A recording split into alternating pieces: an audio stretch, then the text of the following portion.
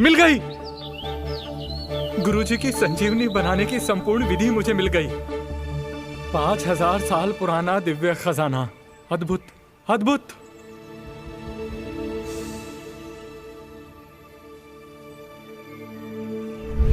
सूरजमुखी, अश्वगंधा, स्वर्ण भस्म, रजत भस्म, गिलोय, कौंच बीज,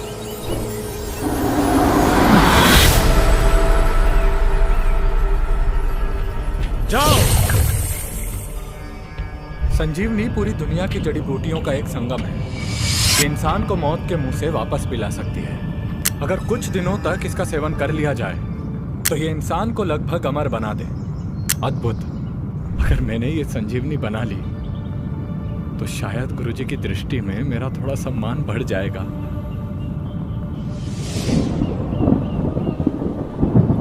ये मुझे अचानक से अनहोनी का एहसास क्यों हो रहा है? कहीं कुछ बुरा तो नहीं होने वाला? ये बहुत ही अजीब एहसास है।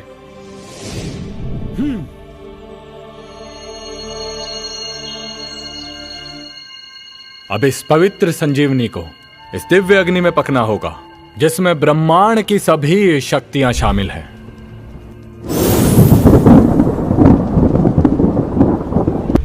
ये सब क्या हो रहा है?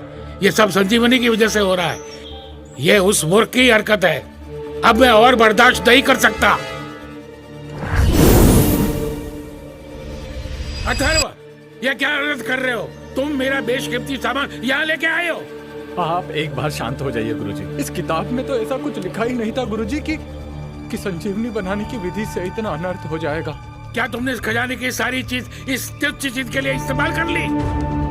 क्षमा कीजिएगा गुरुजी, लेकिन आप मेरी सोच को इस तरह निम्न स्तरीय नहीं बता सकते। जब मैं संजीवनी बना लूंगा ना तब देखिएगा आप। ये कोई काम की चीज नहीं है। तुमने सब बर्बाद कर दिया। तुम संजीवनी बनाने के लिए लोहे के पात्र को कैसे इस्तेमाल कर सकते हो? किताब के हिसाब से तुमने भट्टी का प्रयोग क्यों नहीं किया? तुम्हें क्या लगता है ये इतना आसान है? मुझे तुम्हें वापस भेज देना चाहिए था। आप चिंता मत कीजिए गुरुजी, पात्र का कोई फर्क नहीं पड़ता है। किताब में जो विधि लिखी हुई है ना, उसके अनुसार इस पात्र में भी संजीवनी बन सकती है। मैं तुम्हें अपने गुरुकुल से निष्कासित कर दूंगा अगर संजीवनी का निर्माण नहीं हुआ तो। गुरुजी,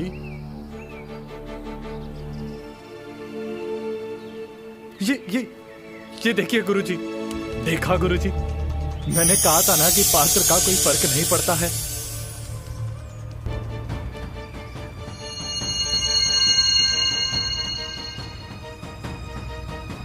असंभव। तुमने आखिरकार संजीवनी का निर्माण कर ही दिया, वो भी लोहे के पात्र में। कैसे इसने संजीवनी का निर्माण कर लिया, वो भी लोहे के बर्तन में? भगवान, अब क्यों इस उद्दंड पे अपनी कृपा रखते हो? हमारी तरफ भी देख लो थोड़ा सा। गुरुजी, अब तो आप मुझे गुरुकुल से बाहर नहीं निकालेंगे ना?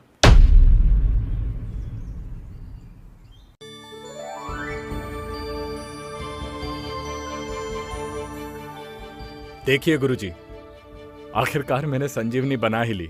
अब तो आप मुझे गुरुकुल से बाहर नहीं निकालेंगे ना? सत्यानाश, अब मैं इस राज को और ज्यादा समय तक दबाकर नहीं रख सकता। ये उदंड 10 साल से कोशिश कर रहा है। एक लोहे के बर्तन में इसने संजीवनी बना ली। क्या किस्मत है। मैं 400 साल से कोशिश कर रहा हूँ और फिर भी सफल नहीं हो पाया। आप इतना ज्यादा सोच क्यों रहे गुरुजी? देखिए, आप चिंता मत कीजिए। आधी संजीवनी आप खा लेना, आधी संजीवनी मैं खा लूंगा। कोई बात नहीं गुरुजी, अब आपकी रुचि नहीं है तो फिर मैं अकेला ही खा लेता हूँ। अरे रुको, तुम ये नहीं खा सकते। गुरुजी, मुझे तो कुछ हुआ ही नहीं। शक्तियां भी नहीं बढ़ रही है मेरी। ऐसा कैसे हो सकता है? बर्बादी, भयंकर बर्बादी। अरे तुम खुद अंदर से इतने कमजोर हो कि संजीवनी तुम पर कोई असर नहीं कर सकती। अब मैं क्या करूं गुरुजी, आप बताइए ना। हाँ, शायद मुझे किसी और विधि से संजीवनी बनानी चाहिए। शायद वो असर कर जाए गुरुजी। तुम्हारी इस सोच की वजह से मेरे पवित्र कक्ष का पूरा खजाना खाली हो जाएगा। अब कोई रास्ता नहीं बचा है। मुझे इसे गुरुकुल से निकालना होगा। मैं ये राज और छुपा कर नहीं रख सकता हूँ। अथर्व, मैं तुम्हें अमर होने का ज्ञान दे रहा हूँ, तो मुझे ध्यान से सुनो और उत्तेजित होकर इसका प्रयोग मत करना, वरना तुम्हें मनचाहा परिणाम नहीं मिलेगा।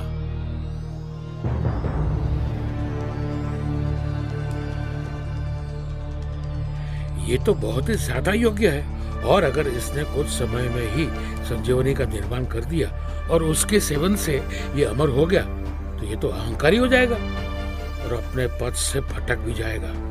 इसलिए मैं इसे वक्त रहते ही बता दूंगा कि इसमें संजीवनी के निर्माण और सेवन की योग्यता नहीं है। मुझे इस उद्दंड को गुरुकुल से निकालना होगा।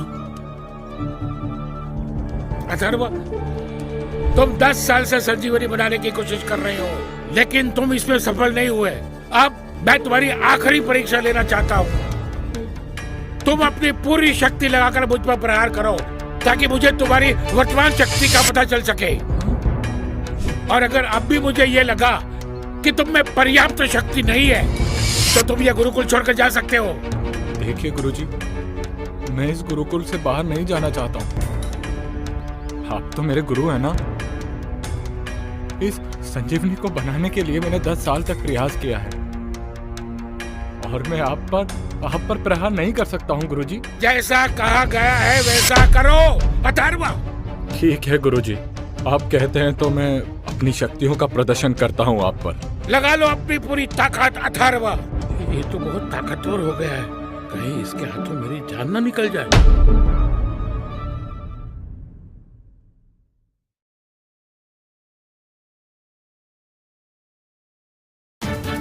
गुरुजी, मैं गुरुकुल छोड़कर कहीं नहीं जाऊंगा।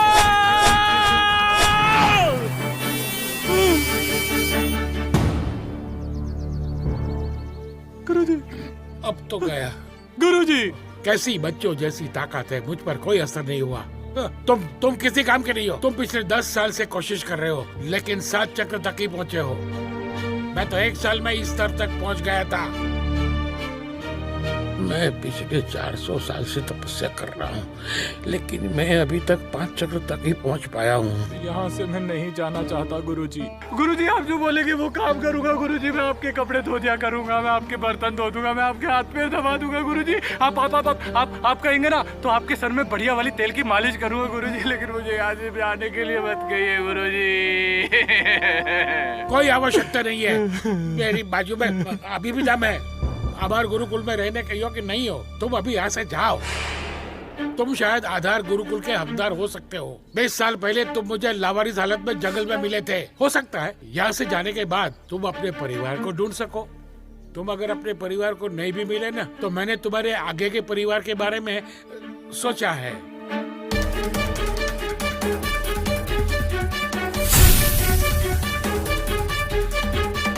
यह विवाह का प्रस्ताव ले जाओ। हो सकता है कि तुम इस प्रतिभाशाली कन्या का दिल जीत सको।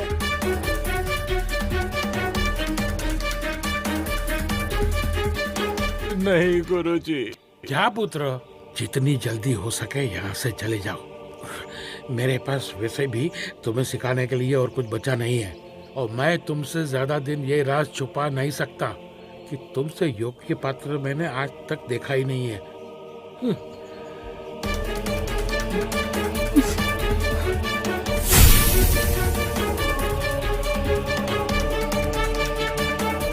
ये रही तुम्हारी अमानत। ये खंजर तुमने अपनी मेहनत से कमाया है। गुरुजी, यहाँ पर मैंने 20 वर्षों का समय बिताया है। मुझे यहाँ से मत भेजिए गुरुजी। मैं आपके साथ में इसी गुरुकुल में रहना चाहता हूँ गुरुजी। मैं तुम्हें वापस आने की अनुमति दे दूंगा, अगर तुम किसी आधार गुरुकुल में अपनी यात्रा पूरी कर सको। क्या कहा गुरुजी? वापस आ सकता हूँ मैं इस गुरुकुल में? अगर मैंने आधार गुरुकुल की यात्रा पूरी कर ली तो आप मुझे गुरुकुल में आने देंगे? बहुत बहुत धन्यवाद गुरुजी, बहुत बहुत धन्यवाद। अब जल्दी निकल यहाँ से, मैं और खड़ा नहीं रह सकता। आशीर्वाद गुरुजी। जाओ।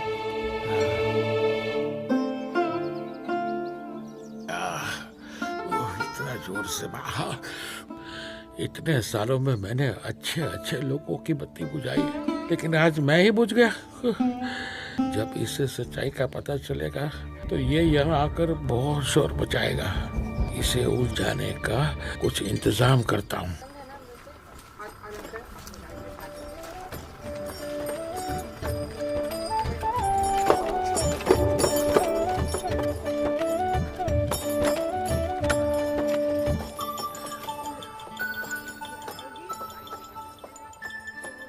आज से पहले तो कभी इसमें कोई हरकत नहीं हुई, लेकिन ये आज अचानक से क्यों चमकने लगा है?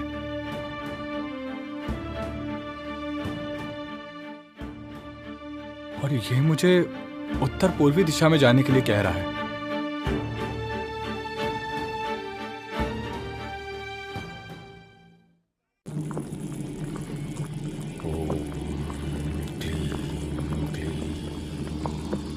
ओम क्लीम स्वाहा। बेटी, तुम मेरी दौलत के 50% के हिस्सेदार हो और मेरा बेटा 50% का हिस्सेदार। और अगर तुम मेरे बेटे को खोज नहीं पाई तो तुम मेरी दौलत के पूरे हिस्सेदार बनोगी।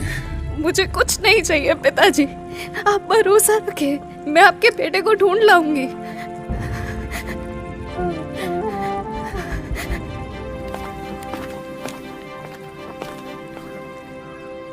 जय हो प्रभु।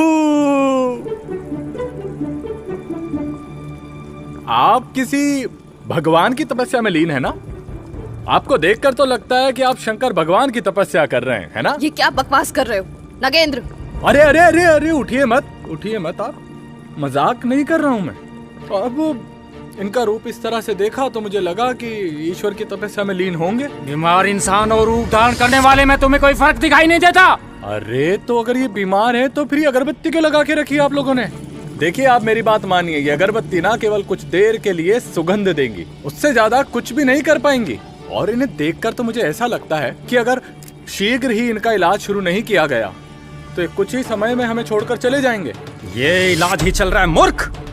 बाबा अगरनाथ की अगरबत्ती अधमरे को मरने से रोकती है, जीवित की आयु और शिष्य की योग्यता बढ़ाती है। इसमें से आध्यात्मिक धुआं उठ रहा है। ये भले ही आखिर में इन्हें ना बचा पाए, लेकिन जब तक है मरने से रोकेगी।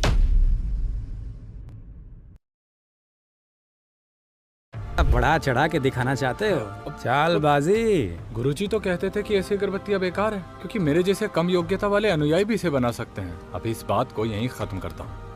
ठीक है, हम इस वक्त इस बात को नहीं करते हैं। देखिए, इनके लकवाग्रस्त शरीर का इलाज जल्द से जल्द शुरू करना होगा, और अगर ऐसा नहीं किया गया तो कुछ ही क्षणों में हमें छोड़कर चले जाएंगे। ज्यादा छेड़ा तो तुरंत प्राण निकल जाएंगे।